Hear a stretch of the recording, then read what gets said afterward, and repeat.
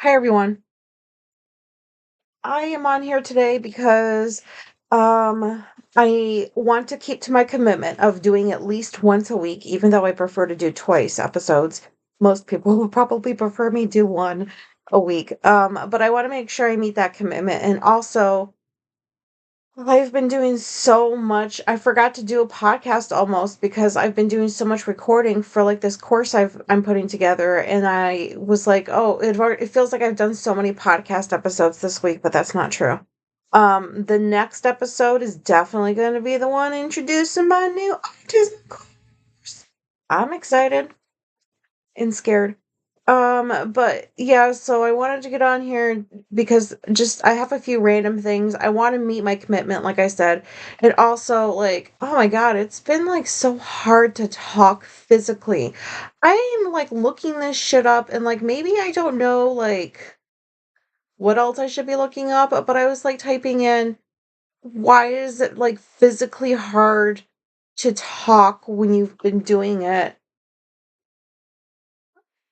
for like couple hours at a time or whatever. Like, I mean, like, I know because like you're wearing on your voice or whatever, but like also it feels like like people who make careers out of like singing and acting and stuff, like they have to use their voices all the fucking time. And they don't seem like they don't talk about feeling like, oh my God, like it's getting harder to talk. Like, what is this? Does that even make sense? I was looking that shit up and all I was finding was if you think you talk too much, this is what you can do. And I'm like, bitch, I'm not talking about talking too much. I'm talking about physically. Why does it like feel hard? Do you know what I mean? Like my mouth stops working, kind of. And that's how I know I'm done recording for the day. 'Cause and that's only, like, after a couple hours maybe, so I don't know, like, why I can't go longer, and I used to be able to. I used to be able to talk for fucking hours, and, like, it wasn't such an issue. Anybody know the answer to this one? You got a website or something? I mean, like, I don't know. I would like to yeah, I would like to really know what the answer to this is. This is bothering me because I could have had some shit done, like, a while ago if I could just, like, talk a little bit longer.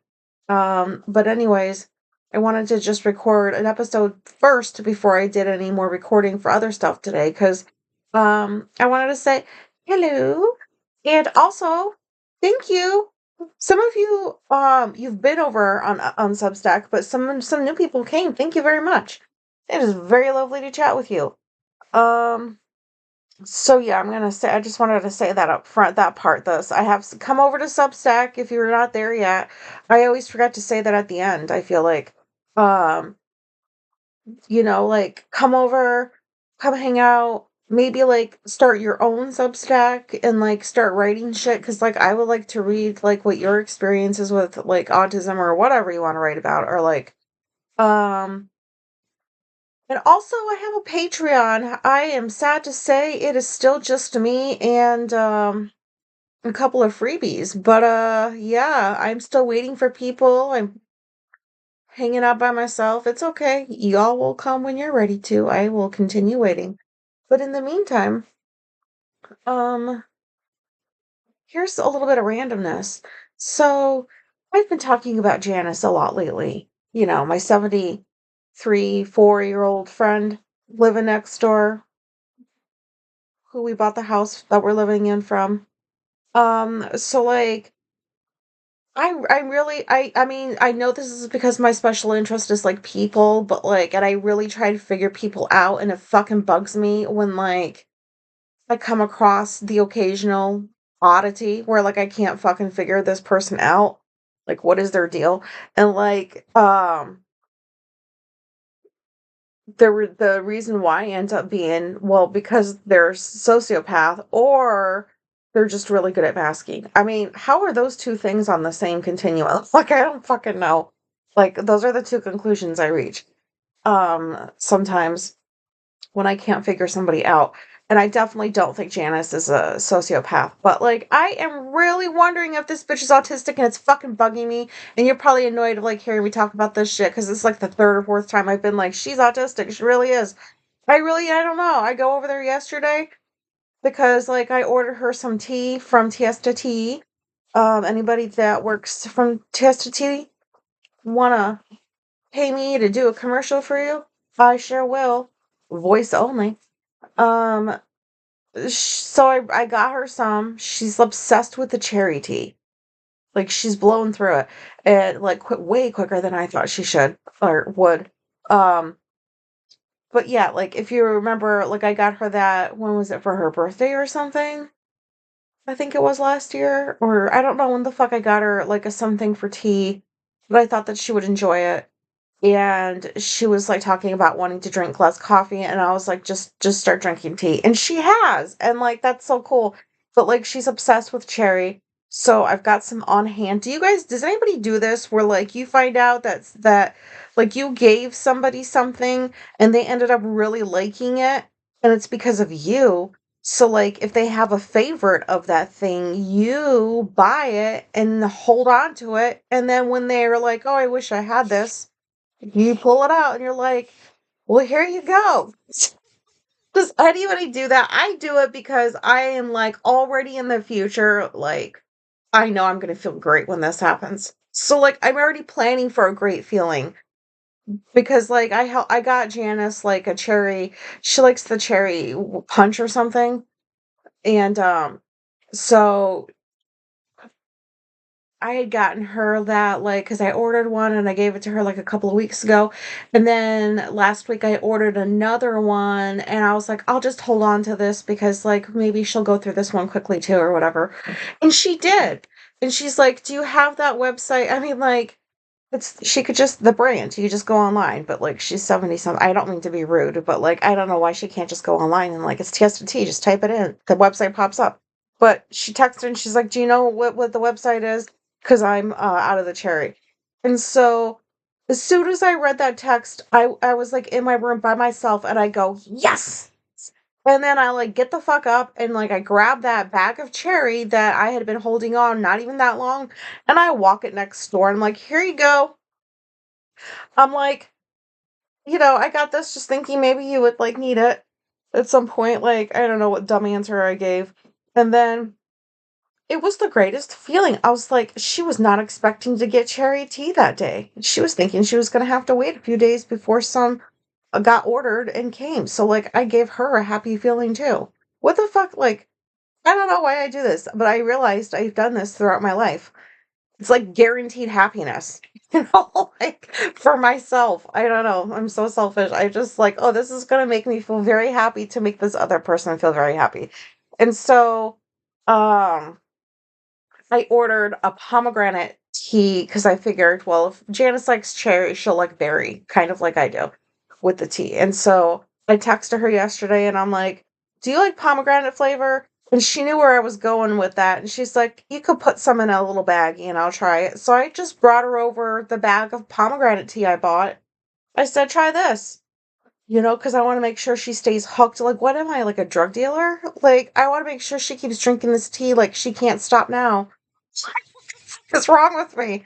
And like I go over there and I'm like, here you go. And I'm not trying to get her to like me. The bitch, like, she's known me for years. If she don't like me by now, you know what I mean? It's not that. But it's nice to see like her reactions and stuff. But anyways, that was a huge tangent.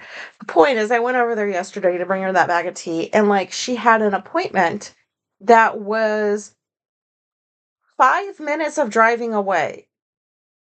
But it was over an hour away from when the appointment would actually take place, and she already had, like, her shoes on and everything, her perfume. It was like she was ready to go out that door, and I'm like, "Where are you going?" And she's like, "Oh, it's not for a while." And I'm like, "Well, why are you already, like, you act like you're getting ready to leave? It's only 5." You know what I mean? Like, that was weird. I get ready early for appointments. And when I see anybody else do something like that, I'm like, "What are you doing?" I thought only I did that. Or, like, I thought only autistic people did that. So, I don't know. Am I, like, reaching? Because I'm like, maybe that's a sign. Because she's obsessed with tea, and she's just sitting there in her clothes, just waiting for the time for her to leave the house to go to her appointment. Reaching here and just trying to make her autistic? I don't know. I don't know. Oh, this is so difficult. Anyways, I threw out that information. Anybody want to sift through that and let me know, like, am I on the right track or should I just throw this one out the window? I don't know. Okay, so there was that. Um, and then next week is going to be my corrective child. Oh, do you want to come over here? Say hi. Oh, what did you say? Huh? What'd you say? Okay, that was Bitchy Boo, right? Bitchy Boo Boo. Anyways, next week is my corrective childhood experience that Alicia is taking me to, and that is going to be Alanis Morissette and Joan Jett. What? And like maybe somebody else, but I don't know who that person is. I'm just focused on those two. Oh my god. Oh my god, I'm so excited. I like can't believe that I can like you know what? Alanis Morissette, those two bitches better not die in the next week. They better fucking live so I can go to this fucking show and like not have to be tortured by that just this gross childhood experience where my mom could have taken me to see Alanis Morissette and she fucking didn't because she's a bitch. Man, I guess I still have some bitterness about that. That's my phone. Sorry for all the buzzing if you hear that. I'm like not professional and like I don't know.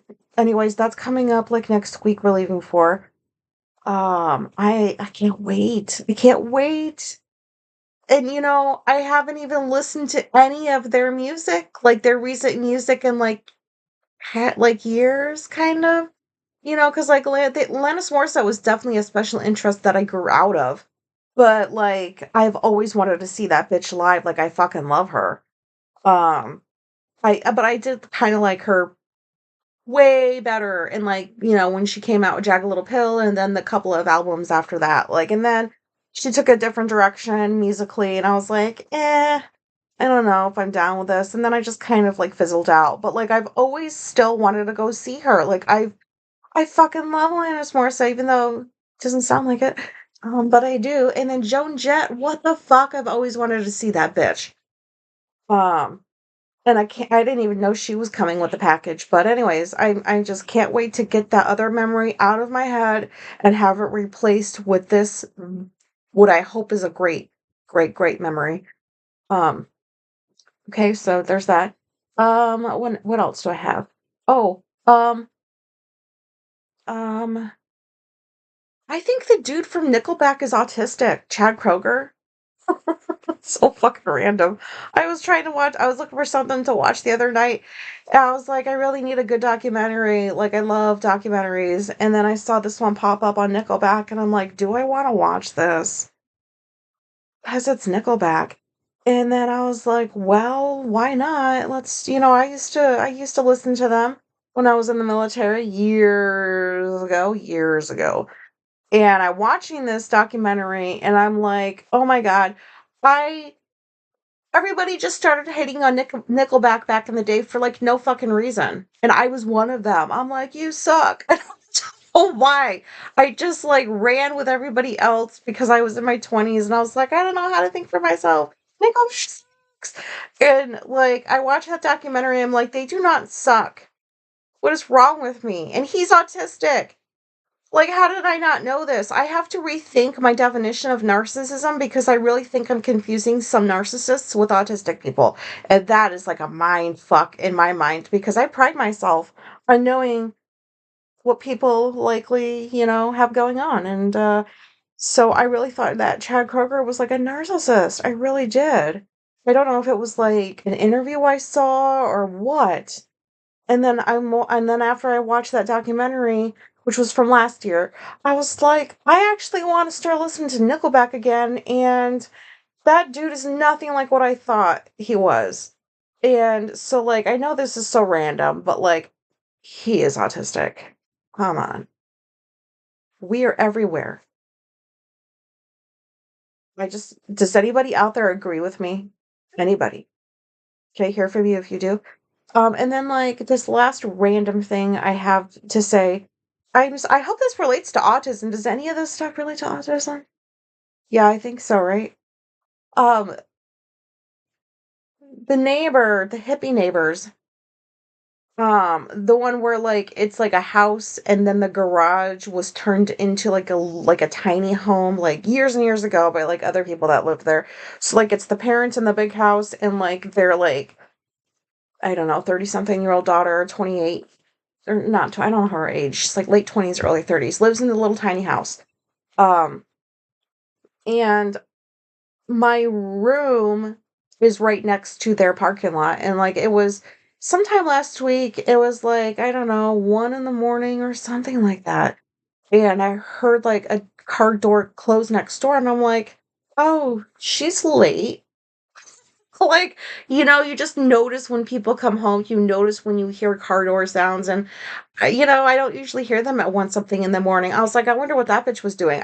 My mind goes there, and then the next day I find out, um Janice had said that, like, that chick's car got broken into, so, like, that was the sound I heard, and everybody was checking their cars to see if they got broken into, and Alicia was texting me from work, and she's like, I think she asked me if my car got broken into or something, and I'm like, "I don't know," and I didn't even feel compelled to go check. You know why? Because I don't have anything in my fucking car worth stealing. Like, somebody's either going to hotwire that shit and drive off with it. I don't know why. It's just like a 2014 Chevy Cruze. No. Who's gonna want that? But, like, if they break in, they're either gonna steal the car or they're gonna siphon the gas that I have in the tank. What the fuck else are they gonna do with the car? There's nothing in there for them to take that is of any value to me. Like, at all. In my 20s, I used to, like, deck my fucking car out.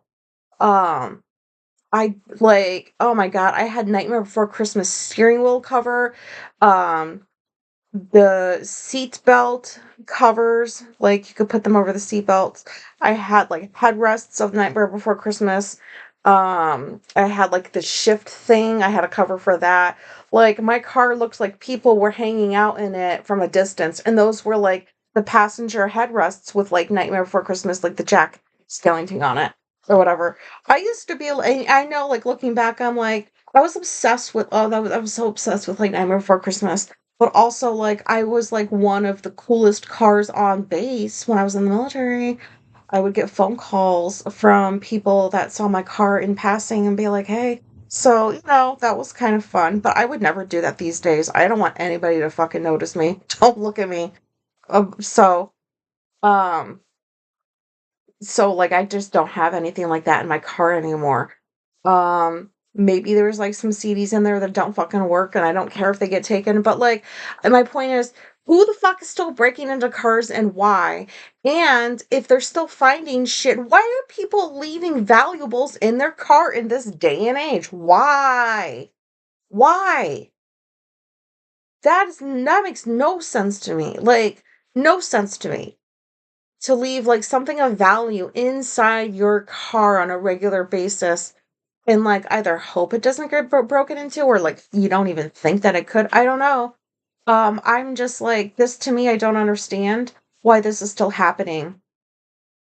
And, maybe cars are still getting broken into because people are leaving shit in their cars, but, like, I don't know. Like, I've had my car broken into 1 time, and that was in England. And that was, like, way back in the fucking day when people still used Walkman. Oh my God. If you guys are around my age, then I don't feel that bad about this. But remember when you used to carry around like the one of those Walkmans with like the CDs in it, and like looking back, it was like there's this hunk of metal that you're just lugging around with you, playing music in your ears or whatever.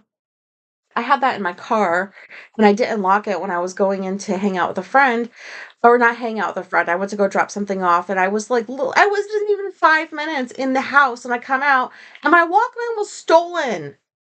And I know it was somebody, like, in the neighborhood because it was just sitting on the passenger seat. So, like, my bad, whatever. But, like, seriously, that was the first and last time that I know of that my car got broken into. And I was like, why did I leave that on the passenger? Like, what is wrong with me? And, like, ever since then, I'm just like, nope, I am not leaving anything. If I'm not okay with it being taken, it's coming out of the car. I don't know. I just spent like quite a while on this last part, but understand. Is anybody's car still getting broken into? Like, are you still putting expensive things in your car? Are you leaving money in there? Are you, like, what are you leaving in your car that people think they're gonna find?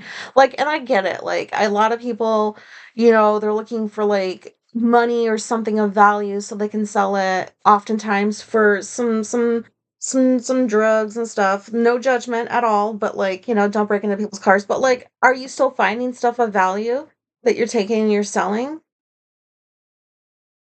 Are you? Does anybody know that okay, I gotta really get off of this now. I really that I'm bothered by this. Um, um, and I'm just gonna go ahead and end this episode because I'm afraid of like what other tangents I'm gonna go down. This actually was a very random episode. Thank you very much for listening. I hope that this was relatable to autism.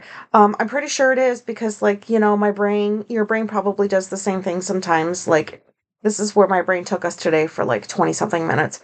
So I appreciate you listening. Key takeaways from today's episode. Your neighbor might be autistic. Keep investigating. You might not always have to be haunted by that shitty childhood experience your mother fucking burned into your brain. And what else can we take away from today? Talking is hard to talk sometimes. It feels like it's a gym workout, like I really worked out. The dude from Nickelback is autistic. I should get credit for that one. And why are people's cars still getting broken into and what's being stolen? Please still listen to more episodes after this one. Thank you for listening. Goodbye.